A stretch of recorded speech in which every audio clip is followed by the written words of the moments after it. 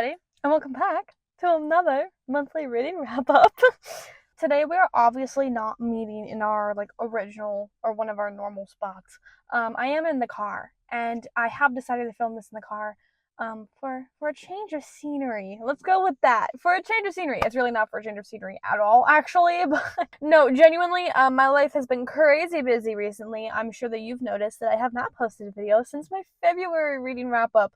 And this is my attempt at getting back on track. And we're gonna start with another monthly reading wrap-up. Who would have freaking thought? But I am literally sitting in a parking lot waiting for my brother to get done with soccer practice. And I'm like, you know what? I have practically an hour. I brought my microphone with me, and I'm lying. I planned this. I brought all the books with me. I'm actually so ready for this because I'm excited to talk about this batch of books, and I just don't have time to sit down and do it at home anymore. So that's why we are in the car this time. You know, for the amount of times I've sat outside this field, though, I've never actually had anybody sit in the cars next to me, and I kid you not, the one time that I'm filming something in my car, there is someone sitting 2 cars down in their car, also in their car. And I don't want to say I'm embarrassed because I've just decided that I'm never going to make eye contact with them ever, but this is genuinely bizarre for me. That makes sense? I hope that makes sense. Anyways, let's start with my favorite section of every monthly reading wrap-up, which is going to be the statistics. In March, I read 6 books, 5 of which were audiobooks, and 1 of which was a physical book. As for ratings, I gave out 1 2-star, 1 3-star, 1 4-star, 1 4.5 star, and 1 5-star, which gave me an average of about 3.08 stars per book.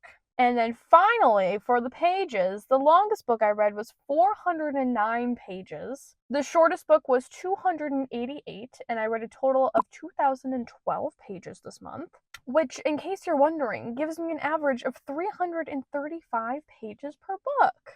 But those are all of the wonderful statistical analysis things. Now that we have gone through that, let's go ahead and talk about the books themselves. Starting with my romance read of the month, which is going to be The True Love Experiment by Christina Lauren. I'm pretty sure this book was actually really popular a couple years ago, especially on TikTok and Instagram. It blew up somewhere, I'm pretty sure. And I never really understood why, because to me it just seemed like a typical middle of the road romance, but I get it now. I am also sure that in some capacity, Christina Lauren is talked about in the way that, oh my gosh, what's her name?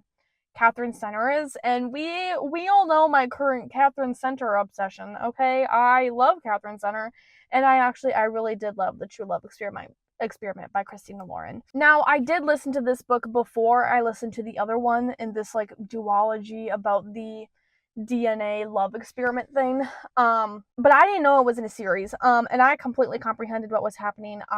We were just following a different couple. It's one of those interconnected standalones, and it totally felt that way, 100%. Now, I can't really pick out anything super standoutish about this book. I'm staring at the title, thinking if I can think of anything. I know that they fall in love, and she's a contestant on a dating show, right? One of those Too Hot to Handle, Love is Blind, The Bachelor, something like that, right? Where she's trying to find her soulmate, her match, and they do that kind of with the DNA of experimentation of can people really fall in love and be DNA compatible, what have you. And then, of course, it's really happening, and then blah, blah, blah, blah. Kind of that point, right? But I really enjoyed it. I, once again, cannot pick out anything specific about what I read. It was just good. I gave it 3.5 because looking back, it was really good. I really think people should read it, but I can't really identify what made me love it so much. I don't know why I gave it 3.5 instead of just 3. But oh, funny. The characters are freaking hilarious. I'm just pointing that out. But anytime characters are funny, the book automatically gets a higher rating for me. I found that out over the past couple of years. I'm if the characters are funny and witty, the rating's automatically higher because I'm giggling at words on a page, and every time I giggle at words on a page, I feel the need to compensate for that in some other way. So, really did like The True Love Experiment. The characters are hilarious. Sarcasm through the roof. And this is one of the first romances I read where the characters are not 20 years old. I'm pretty sure both of the characters were in their 40s. And that was fun, actually. I didn't despise it as much as I thought I was going to. It was very enjoyable. But with The True Love Experiment out of the way, let's talk about my dark romance read of the month, which is going to be Lights Out by Novessa Allen. Now, because I'm sitting in a car and there are people in front of me, I'm just going to show you the pretty cover and I'm going to put it down because there is a difference between just talking to my phone and then holding up a book and talking to my phone. And on the off chance that somebody walks by as it is like almost pouring outside, I don't want to have people look at me like I'm crazy. But as always, you have the lovely little picture. So let's talk about Lights Out, because holy cow, did I like this one. There's seriously a car pulling in next to me, even closer than the car that's there. Why does this happen to me? I have no idea. I have schizophrenia and I'm talking to myself. This is making me feel better. Okay, Lights Out, Navessa Allen. What do we got here? It's Allie and Josh, right? Pretty sure it's Allie and Josh. Allie is a trauma nurse. Josh is a computer something, but he pretty much just stalks her full time. This has been described to be the more tame Haunting and Hunting Adeline. However, I do not feel like Haunting and Hunting Adeline are anywhere near the same level as this book, or like actually like flip opposite, if that makes sense. I have a major issue with the first Adeline book. I can't remember if it's Haunting or Hunting. I do not like that they didn't have a consent conversation, and that has totally tinted what I felt about. Are you kidding me? Right next to me too? Cool. Anyway, that is totally tinted how I feel about like the entirety of the rest of the book. Like I just can't, because they didn't have a consent conversation. It makes me feel off.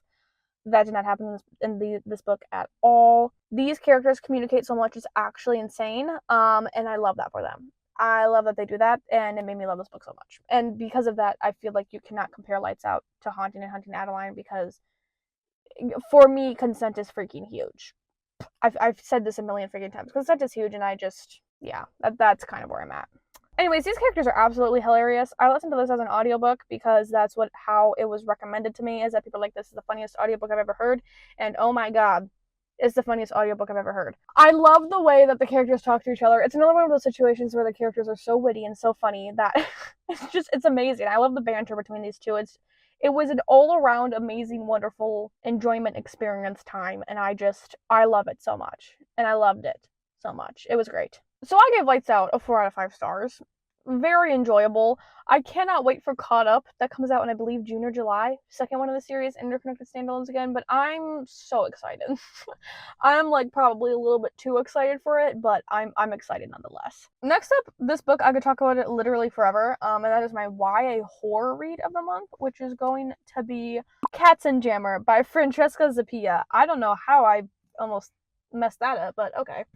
This book has such a deeper meaning to it that you don't find out until like the final 5 pages of this book, that is so important to me that I love it. Like I love it. I love this so much. The basic plot of this is that you are following Kat as she's both a teenage girl going through high school and then also stuck in school, as if school was a living, breathing thing, can't leave.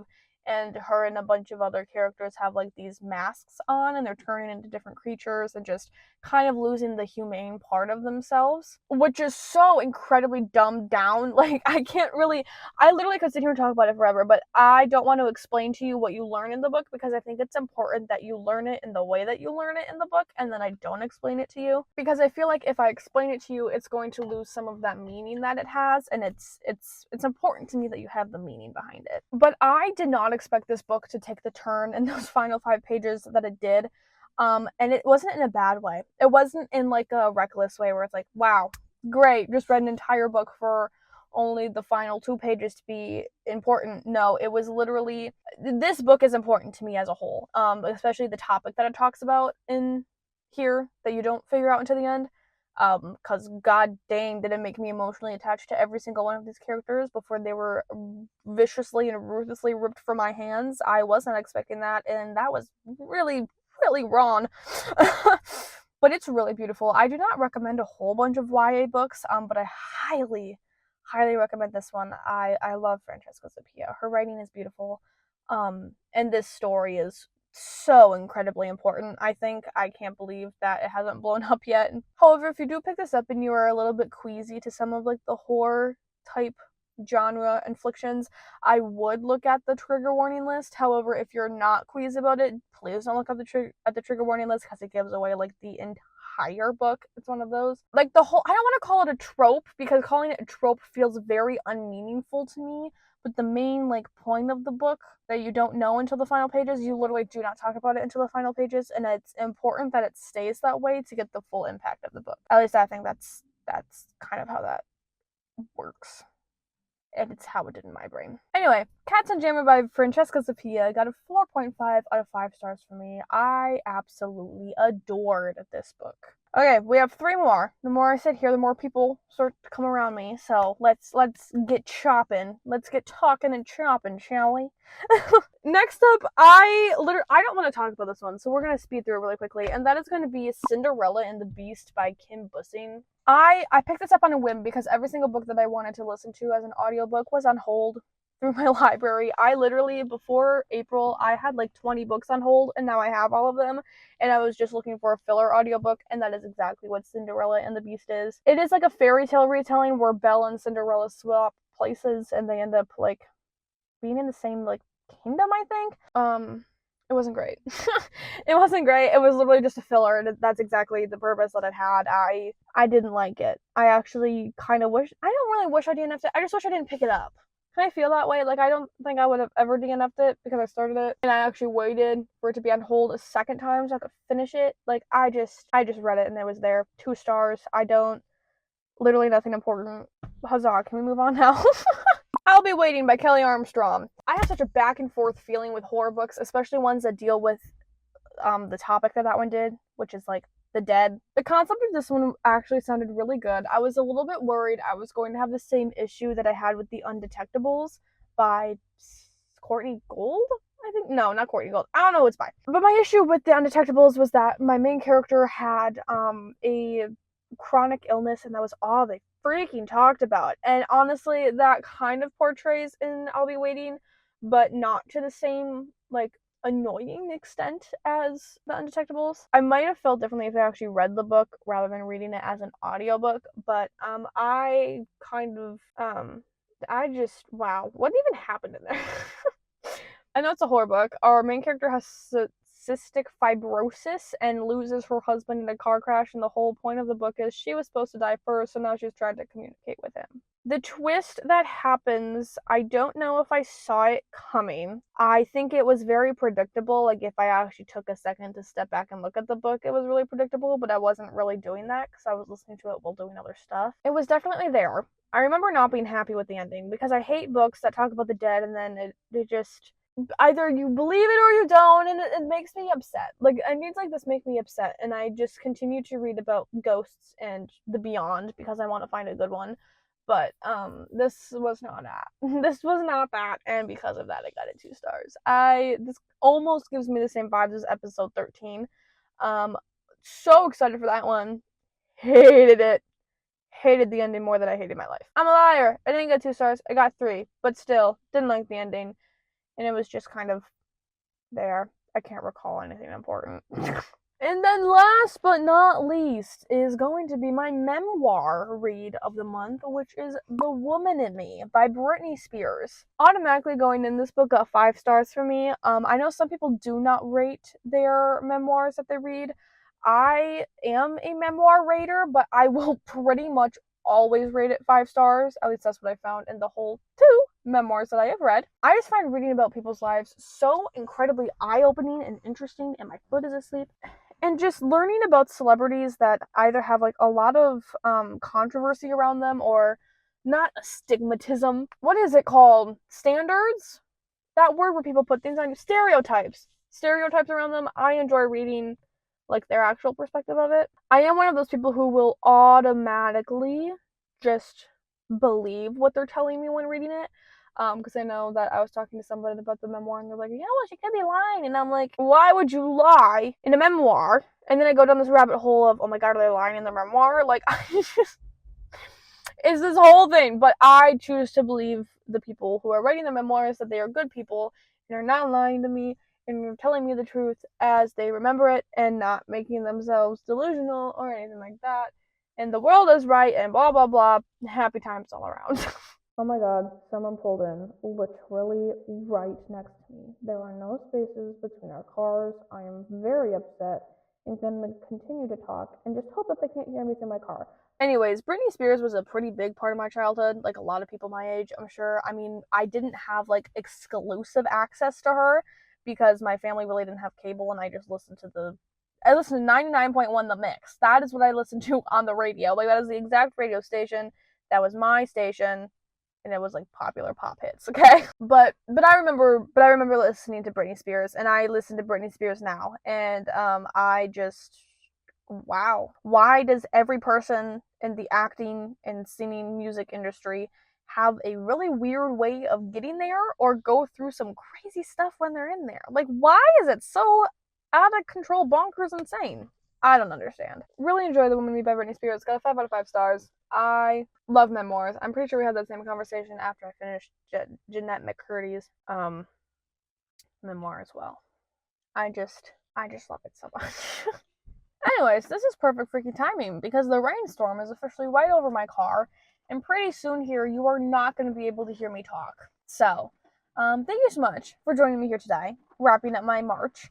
This was definitely an adventure. I loved seeing you in a new location. Don't love that more people joined our conversation though. That was kind of weird. This was supposed to be just between me and you.